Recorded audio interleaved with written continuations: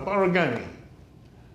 I'm your host and producer of Black Fire Rising, Terry Emeka Thomas, and we are here at the Hagar's Palace with Total Dance Dancicle.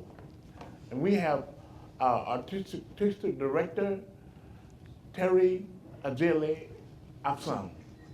And Ms. Afsam, I read your Vita, and you have some powerful, powerful influences from Catherine Durham.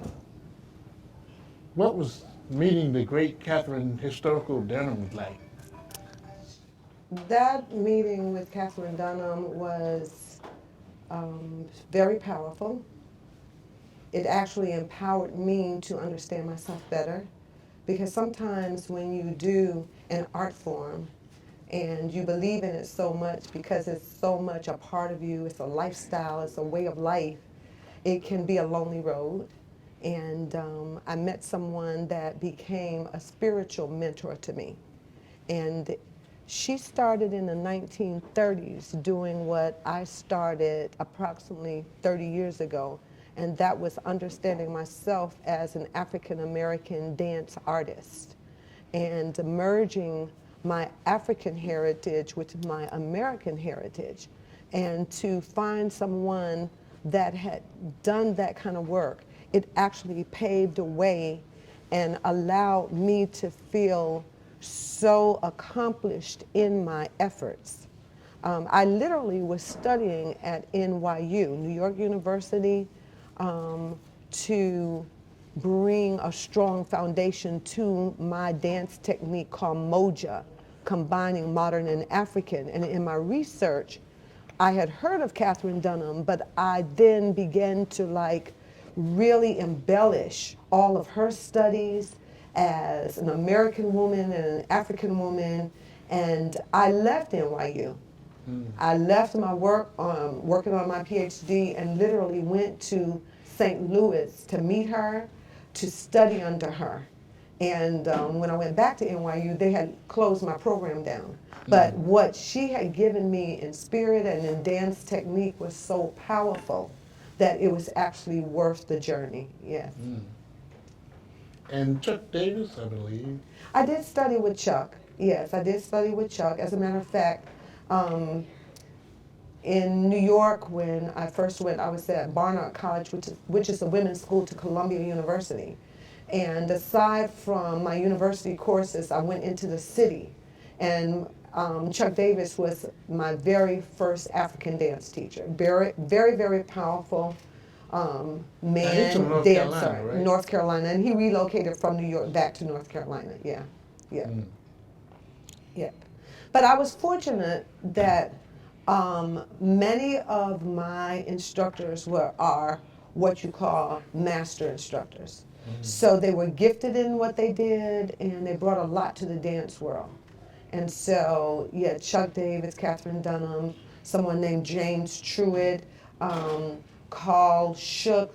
And if you're in the dance world, these people become important. You know, for people that are not in the dance world, they could actually look these people up, and they were just really wonderful artists and scholars in the dance field. Well, Black Fire Rising was predicated on an internship with Dr. Josephine Bradley, and I pitched the idea for the internship, saying that I want to put Black Studies on the airwaves. Oh yeah. Because it's a relatively unknown field, Yes. limited, but not limited to us who are practitioners. Exactly. Tomorrow night on Black Fire Rising, we'll have Dr. Leonard Jeffries. Okay. He'll be the featured guest of honor on the show. Okay. And this interview will be part and parcel of that same mission, because dance is very important to African culture Oh yeah. and ritual. Definitely. The whole African ritual, music, dance, drumming, and connection to the spirits of the ancestors. Mm-hmm. So, the young people that you have with you, how are they ingesting and adapting to that part of themselves? Well, that's a great question. The dancers that represent Total Dance actually are trained at Total Dance. They represent Total Dance. They perform in our company. They perform for their school and other events. They are encouraged to connect mind, body, spirit. It's Total Dance is not a place where you come and it's just about dancing, but it's how do you use it as a way of life? How do you use it to better yourself? And how do you use our culture to understand yourself better? You have to know who you are and you have to know where you come from. And as African Americans, you know, celebrating Black Studies is 365 days. Right. And to celebrate it in February, I think is so important because even as we work to integrate this in a bigger way, we still need to have that special month. Carter G. Woodson didn't work in vain. And our dancers actually learn, not through me, but through many other mentors that are artists. Our master drummer, Ojinga, actually drums and sings the story of Carter G. Woodson. He went to college, got some knowledge. He went to Harvard, and they learned the African songs, they learned the African dances, and they then carry that out beyond what I'm doing. So the dancers that I have are part of a legacy from Total Dance. We are approximately 30 years old in Atlanta. So those dancers that have graduated and had their African history through an art form be a part of their life, they have carried that beyond Total Dance. And now where are you located? We're located at Adamsville Recreation Center, and we are a pilot program there. Under Mayor Shirley Franklin, I was invited to bring the arts into the recreation center with the goal for us to have professional arts and professional artists in the community. So Total Dance houses artists that are very gifted. Some still perform, a lot of them teach, a lot of them research, but all of them are educators because all dancers are not necessarily teachers. So when you have a gift, it's so important that you pass it on. So my instructors are also great teachers. Concerned Black Clergy, I'm working with them, Okay. and they want you to come and perform for them Okay. on the 29th of February.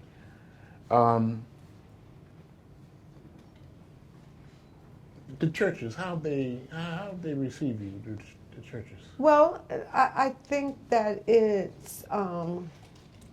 varies. So the churches that we share our gifts with are open because it's an open invitation. So I don't know about the churches that are not interested, but we have welcome arms with churches that really do embrace the African culture, that embrace dance. So it varies, it does. But we do find those churches that really are. We work with Impact Church, New Presbyterian, and then guest presentations at other churches. Okay. So what are the ultimate goals? Is to have your own facility and. Well, you know, I have been invited to do that and asked to do that, but being at Adamsville Recreation Center is standing on the knowledge of Maynard Jackson, Okay. who fought 14 years for that property, 14 years for that facility to be placed in that location. And this man who served as our mayor was brilliant. Yes. And in his brilliance, and that being just one thing that he was involved in based on the many things that he brought to the city of Atlanta, I'm sure his insight and his foresight to have it there meant a lot. So having known Maynard as a young person growing up in Atlanta, returning to Atlanta, having him declare one of my productions, Women Hold Up Half the Sky, a tribute to the African American woman, and he declared March 20th as Women Hold Up Half the Sky Day. It means a lot to me, and I think that when we talk about, you know, our life as Black individuals, we must connect. We must connect in so many ways. So I'm connecting to that history, that legacy of what he did.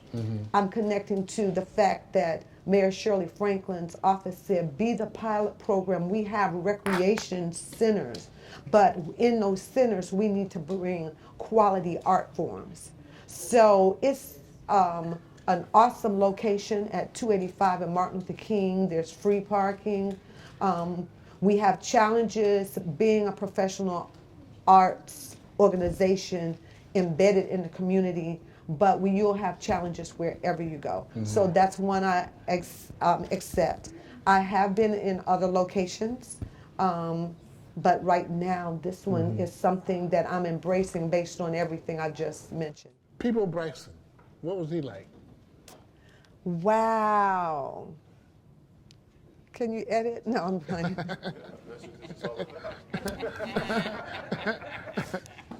No, I was getting ready to say something I say to my wonderful young dancers. I used to say it to my children too when they would be a certain way, but you got to edit it. I would always say, do you want me to lie or tell the truth? No, he, in all sincerity, great artist. That's number one. Yeah. Great artist. You know, some people are entertainers. Peabo Bryson is a singer, and he was gifted as a singer. And I really enjoyed the time that I worked with him. But what I would say about him truthfully is that he was one of the amazing artists that I worked with. Yes, yes. Please give us the number where you can be reached and we can touch base with you. Sure, 404-752-0980. And we would love to have you come and visit and come and be a part of Total Dance Danceicle Productions. Thank you. Asante Sana. Asante Sana.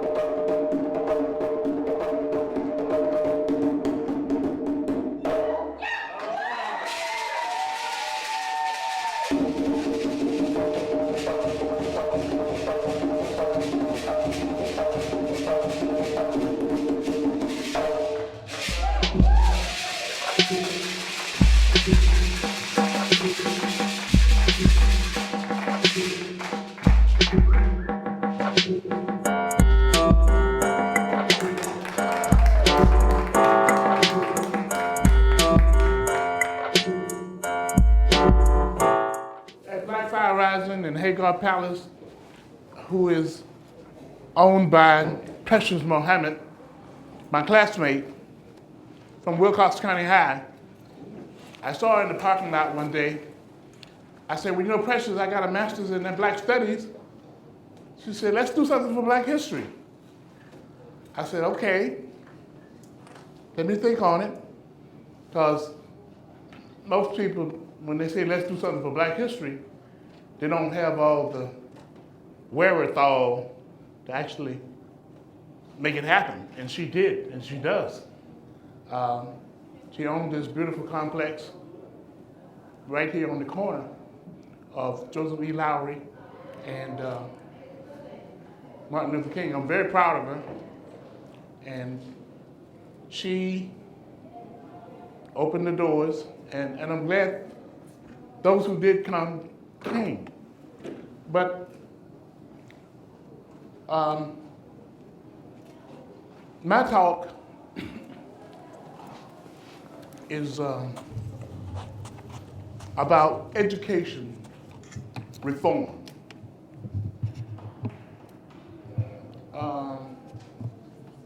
I taught school 20 years, and I had a chance to really shape and work with young people. I remember my most prized mentee, Jamal Curry. His mother was white, and she came to me. She said, I want him to know about his Black self. And I heard you dig real deep in that. I said, well, I try hard. And at the time I was teaching journalism, and we did the school yearbook and the school newspaper. So I put a 35 millimeter camera around his neck, put him in the arts class, and he was my cartoonist and photographer for my newspaper for the school, Lakeshore Middle School in Belle Glade, Florida. Now he's Masters of Fine Arts and Media Arts in Milwaukee, Wisconsin, professor. And he says that his experience dealing with the yearbook and the newspaper taught him discipline and how to work with ideas and technique. And his mother is so proud of him, and I'm proud of him too, because you hear so many horror stories and you see so many bad films about teachers and educators. Now there are some horror stories, because I remember one kid named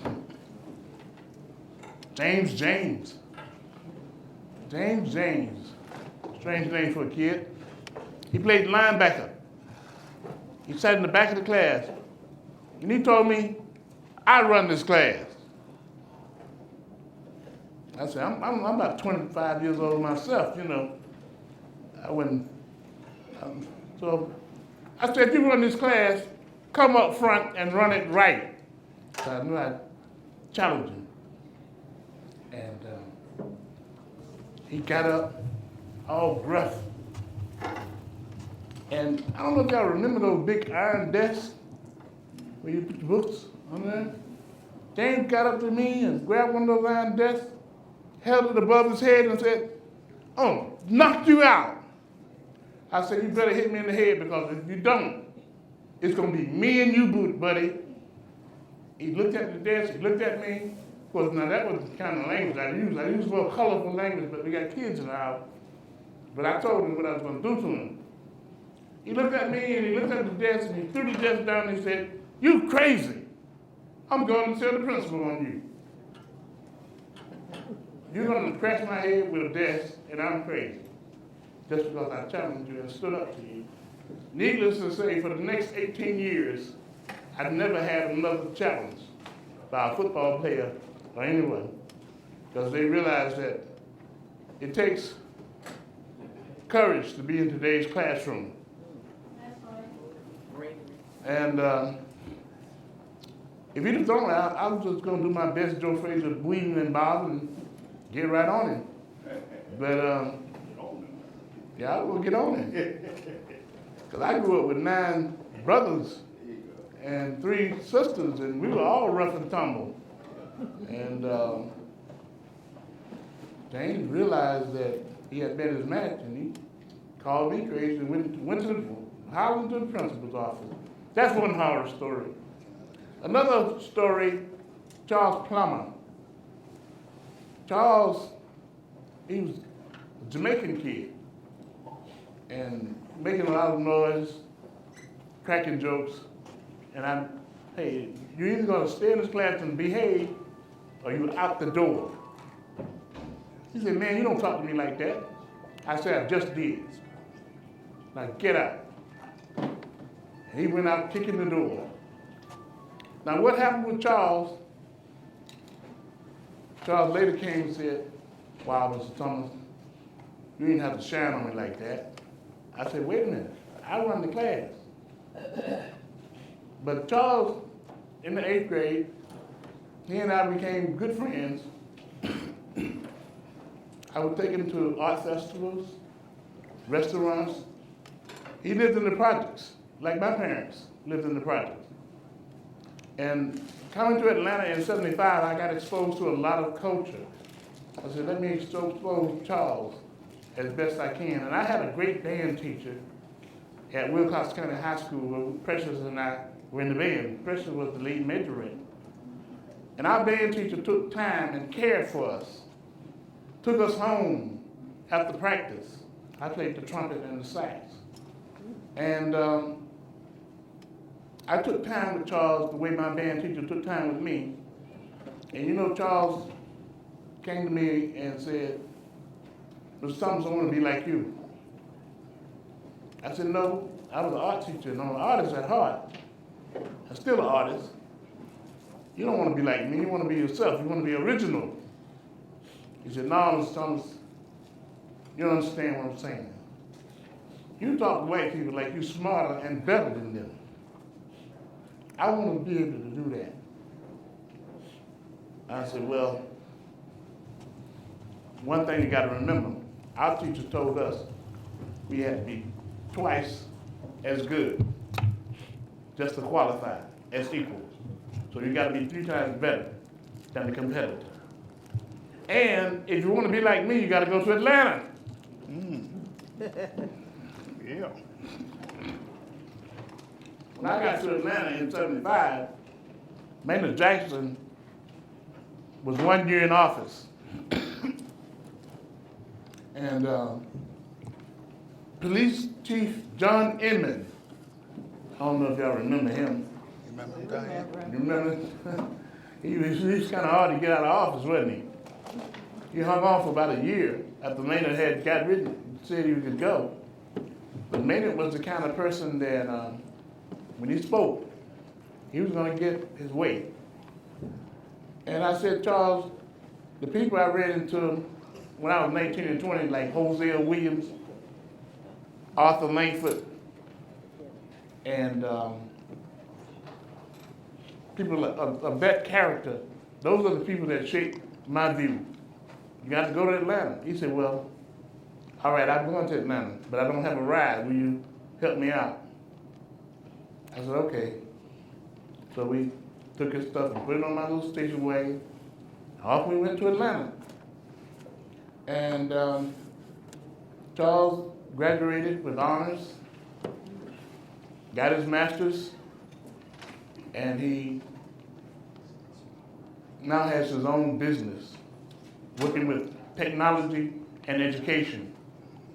He worked as an administrator in Palm Beach County, Florida, which, by the way, is the 13th largest district, not in Florida, but the United States of America. We have over 10,000 teachers down there And I was head of the Black Caucus for those teachers. And Florida is a very aggressive state when it comes to education. The first Black history law to teach Black history was Florida. And Florida, it's a strange state. It can be very progressive in one sense, and on the other end, you might have a guy named Terry, somebody burning Bibles and Qurans, the Quran, burning Qurans. And a lot of strange things go on in Florida. So I'm telling you these stories to provide you with vignettes of education from a classroom teacher's point of view, because we get so much garbage heaped on us. And I want to speak up for the teachers. And even my nieces and great nieces, when they went off to college, I started an organization called the African American Cultural Arts Organization, a collective of Black artists. And we would do Kwanzaa, Pan-African endeavors.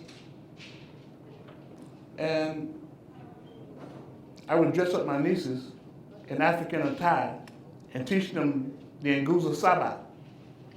One of them came to me and I asked her, why did you major in history when you went to Albany State University? She said, I guess, Uncle Terry, is because you used to teach us Kiswahili and Kwanzaa. And when I decided on a major, I reflected back on the times we had with the drumming and the African, so I majored in history. So you never know who do you impact as a classroom teacher and as a community advocate for the arts. In terms of Black history for the state of Georgia, I propose House Bill 481. 481 stipulates the teaching of Black history from K through 12 in all Georgia public schools. It is based on the model set forth in Florida. Ron Mayo is the representative. You should call and urge him to get that bill out of committee and on the debate floor and voted on. On Tuesday, I meet with Rabbi Berg of the synagogue. And Rabbi Berg and I and Raphael Warnock, we're going to try to create a campaign to advertise House Bill 481 so that we can teach the truth about the stories of African Americans from an African-centered perspective, Native Americans from a Native American perspective, Latino Americans from a Latino perspective, women from their story, and the Jewish Holocaust. Because the pedagogy of the oppressed is a story that needs to be told from the position of the oppressed, not his story. If you don't know who his story is, it's the same story we all know about and hear. Stories like chopping down cherry trees and splitting rails and, just one side of history. When we had people like Sitting Bull, Geronimo, and the Iroquois. In fact, the basis of the Federation in America was based on an Indian design of nations. All of this stuff needs to be told and taught. If you look on the dollar bill, you'll see the pyramid and the Eye of Horus. If you go to Washington, D.C., you see the monument, the Washington Monument. In fact, if you know the story of Benjamin Banneker, you will know that the architect that they hired walked out the job, and it was left to Banneker to recreate the city of Washington. Well, he did it on an Egyptian rationale. And those guys who created the dollar bill, they understood the power and magnitude of the first civilizers of humanity, which is the people, the black African people of Kemet in Egypt, who had a calendar by 4142 BC, and who were the forerunners of what we know as organized religion. There's a famous observatory that was blown from the ceiling when Napoleon came in and conquered Egypt. You might want to look this up, but it is the source of all religions. It is called the Zodiac of Dendera. How many people heard of that? The Zodiac of Dendera is the source of all religion. Everything else is a derivative. I've been to the Louvre. I've seen it. It is the most visited, second most visited site at the Louvre, aside from the Mona Lisa, which I didn't quite understand why so many people like that. But I stood there and watched it for about 30 minutes. It wasn't worth the wait, because Dr. Renshaw would tell me some more stories about it. But the Louvre is the world's largest museum, and that's where the Zodiac of Dendera is. And Karnak, Karnak,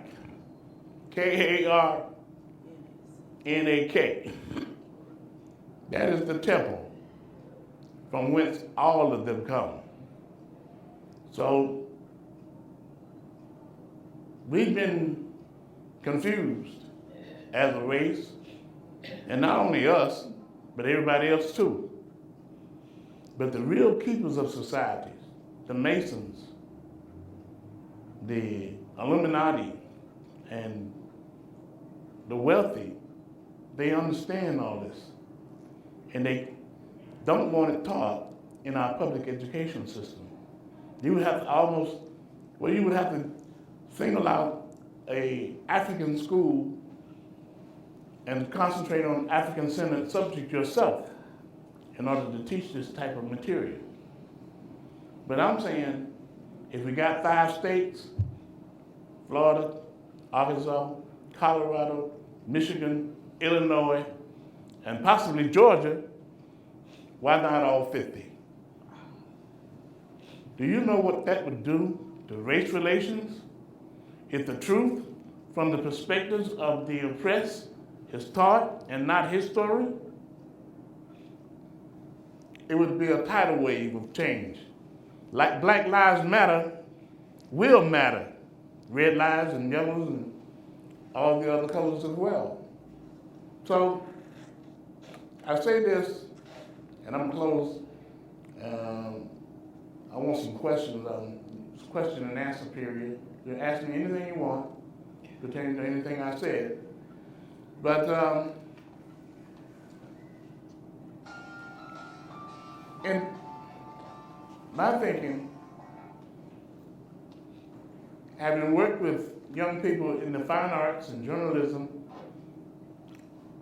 and taught them how to use African sculpture, African masks in their drawings and paintings, and seeing the self-esteem that they rise up and become professors at universities and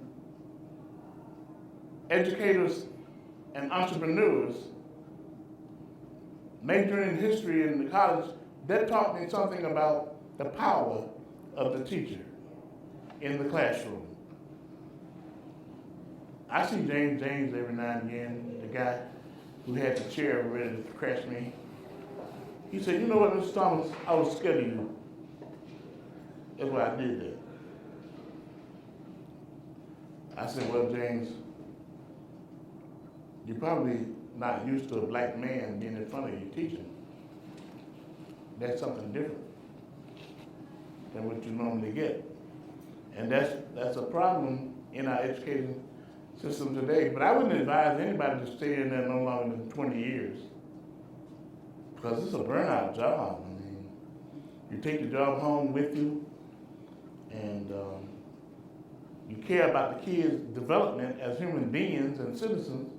You'll take them out to a festival or a restaurant if you really care about teaching. And they used to ask me all the time when they see the African sculpture and the mass in the still life drawing, it's Thomas, do you believe in God? I said, yeah, African God. I just leave it like that. And because I won't explain too much, because then they be like one of these college students when I asked a question pertaining to creation and the Creator. I won't ask that question here, but because it's kind of an explosive question. But I believe in pushing the envelope, and that's it as far as my talk is concerned. But if you have any questions about the bill, HB 41, because I want you to be more than just listeners. I want you to dial the number of Ron Mayo and the, Trinae, can you bring that paper right there? The paper. That's the paper? Mm-hmm.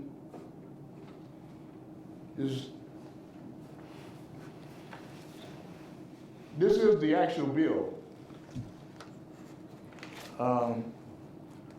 by Ron Mayo of the 84, Tyrone Brooks from the People's Agenda. I challenged Tyrone, and he said I would deliver your proposal before they crucified him. Jacobs of the 80th, April Mabel Thomas signed on to the bill, as did Pamela Dickerson and others. And what the bill simply states, to amend Part 2 of Article 6 of Chapter 2 of Title 20 of the Official Code of Georgia, annotated relating to competencies and core curriculum so as to require the study and teaching of prescribed aspects of United States and world history, to provide for related matters, to repeal conflicting laws, and for other purposes. So that is a technical way of defining the bill, but those 5 aspects, African American, Native American, Latino American, are the aspects of the bill. If you could call the education chair, his name is Brooks Coleman. They got the pencil and pen. I'm gonna put y'all to work. His number is 404-656-9210. And that's you too, audience. Y'all listening and looking. That's 404-656-9210. That's Mr. Brooks Coleman, chairman of the Education Committee for the Georgia State House of Representatives. Call him up. Tell him we want these various aspects of history taught, because If you don't, it's gonna die in committee. If you don't become activists and take control, it's gonna die in committee. That's bill number 481. 481. Ron Mayo, the brother, I'm gonna call him the brother, because he delivered the goods. His number is 404-656-6372. Ron Mayo, R-A-H-N, Mayo. His relative is, yeah, he may be gone by now. Whitman Mayo used to be Grady on Sanford and Son. Oh, yeah. This is nephew. Mm-hmm. How do you spell it, Mail? M-A-H-L? M-A-Y-O. Oh, Mayo. Mayo, Ron Mayo. Any questions? Yes. What are we doing, or what can we do better to get the parents involved? Because there seems to be some major concerns about parents being more concerned about issues that are regarding their children being in the schools and this bill, et cetera, et cetera. But it seems to be an issue getting the parents involved. But this is just a phone call away and they'll be involved. Right.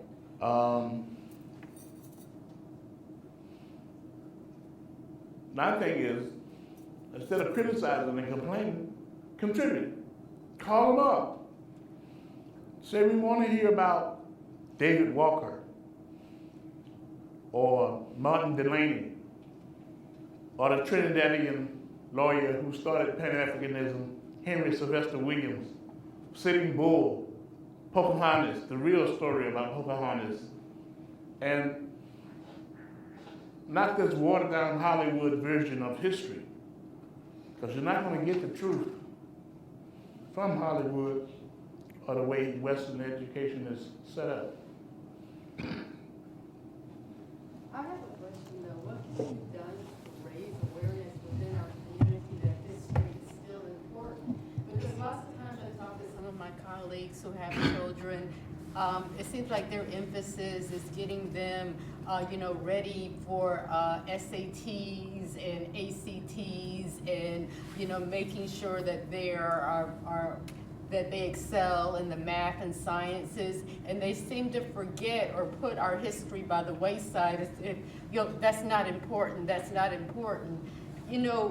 Without really even saying it, maybe they don't even think about it, but it just seems like, as Mr. Thomas mentioned, that, the parents need to knock on the doors and pick up the telephone calls, but what if the parents today somehow don't see the relevance of it?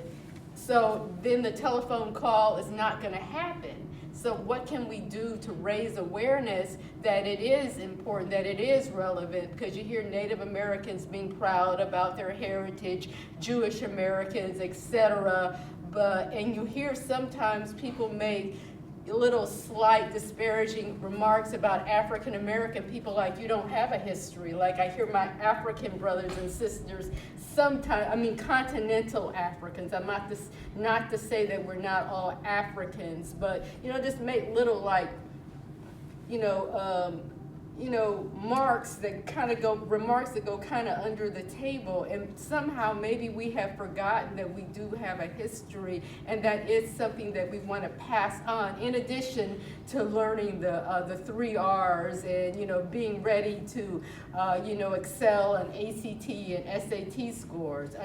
What can be done to kind of light the fire under the parents to do the pushing? That's my question. I think we should remind the parent, as Yoruba, Fulani, Igbo, that part of our humanity was stripped away. And we were placed under a state of dehumanization, made into shadow animals. And we were commodities. To date, that is how the dominant forces in America still look at us, as under their rule in subtle ways.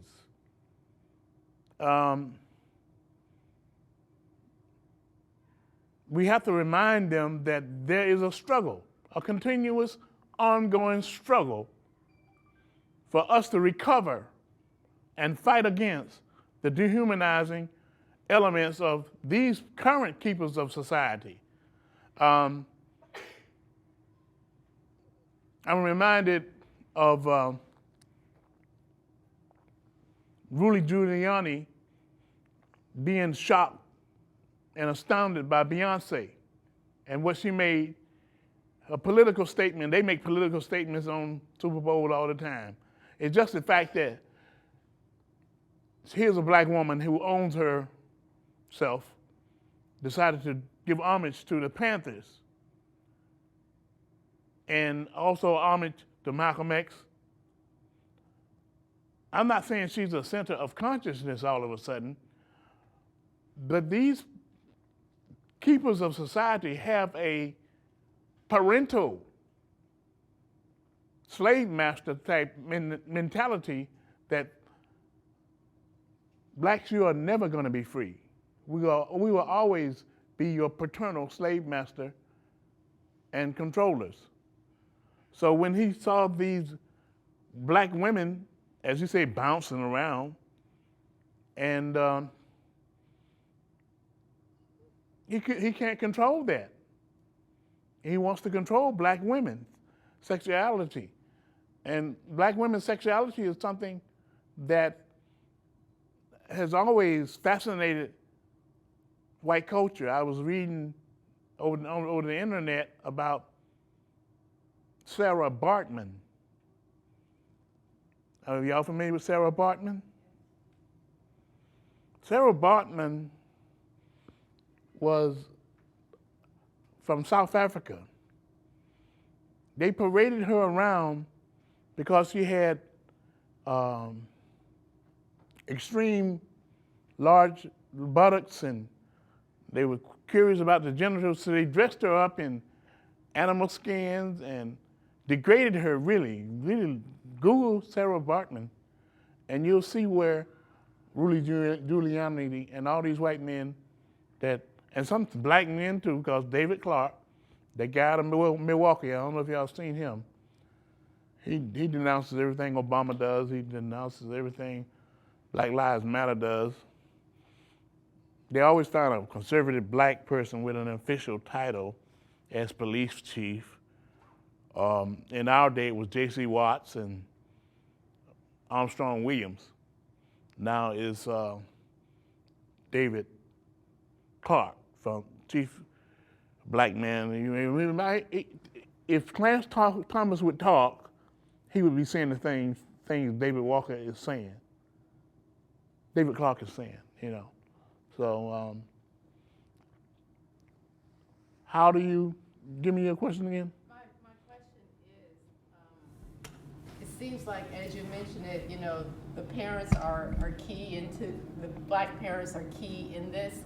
How do we, wake up, and I don't mean to say wake up in a disparaging manner, because black parents, I believe, do all they can do in order to make their kids very competitive in this society. But I believe that my argument is that sometimes we leave our own history or cultural perspective, to the side, or we put it aside in a sense that it's not that important, because we want our kids to be competitive, in other arenas, without realizing that, if you lose your history, you lose a little bit of a part of you and stuff. When you get at that table amongst the family of God's children, what is your gift that you have to offer?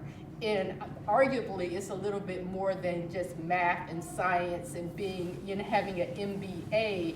It's, what you bring with your sense of self, So if you strip out, your historic piece and you don't include that along with the other things, then perhaps, when you're sitting at the table, you may be fascinated by everybody else's, cultural attributes, and be inclined to immerse yourself in that and forget about that. It's a medley of fruit at the table. Where's your piece of fruit that you're adding? You can't just immerse yourself in everybody else's something, because everybody's supposed to bring something to the table, to that pot. What is your piece? You can't just leave it aside and think that it's just math, science, English, and all those other things. What about your cultural perspective? I argue that is perhaps just as important. And I think that we have to kind of push that a little bit so that the parents can, because we have wonderful parents, I believe they do everything for their kids and stuff. But, maybe they kind of forgotten that this thing is just as important. That's all I want to say. And how do we get them engaged or put that, on the forefront again?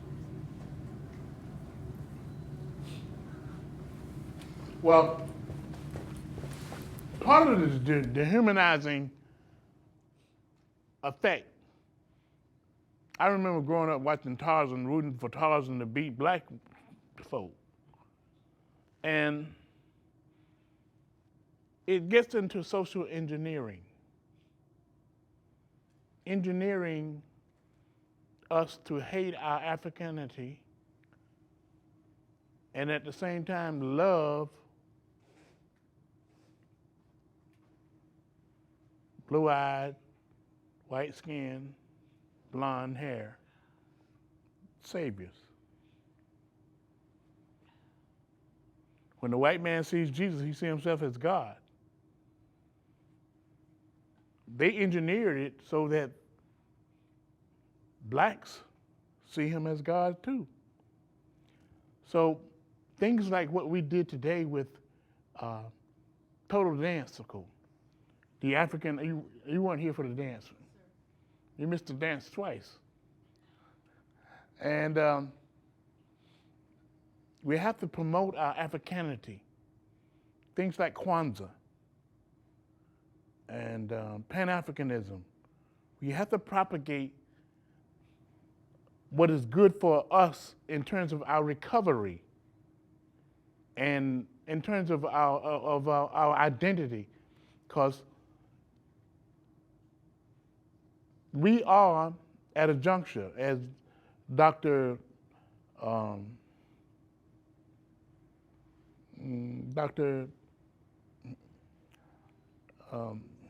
Help me with the brother's name. Dr. Jeffries. Dr. Jeffries says we're in a new era. And the things that we learn as Negroes, we can't take into the new era. We have to address the conditions that are there for us today. We can't be a Negro. We can't be colored. We have to be enlightened African Americans. And I know that we are in a struggle, as my mentor, Dr. Palmer, would say, a continuous, ongoing process of recovery of our Africanity. And Black Fire Rising